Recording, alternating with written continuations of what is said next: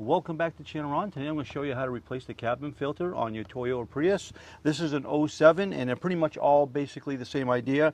And they're going to be in behind the glove compartment like most of them are. So you're just going to have to get access to your glove compartment, take everything out, and there's going to be a couple of tabs on either side. You're going to pull that down and then there's going to be a little bracket on the side here. You just need to pull that off and that whole glove compartment should come right out of there. Once you've done that, we're going to gain access to where the filter itself needs to be replaced. So let's go ahead and do that. So you reach up in there, and this is where the filter is going to be in.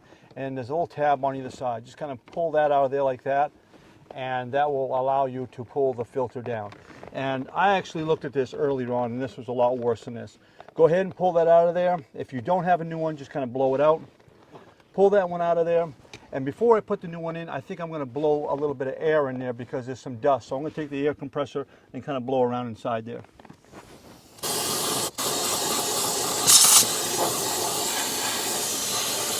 Next, we want to go ahead and get our filter. And that sets in there just like that.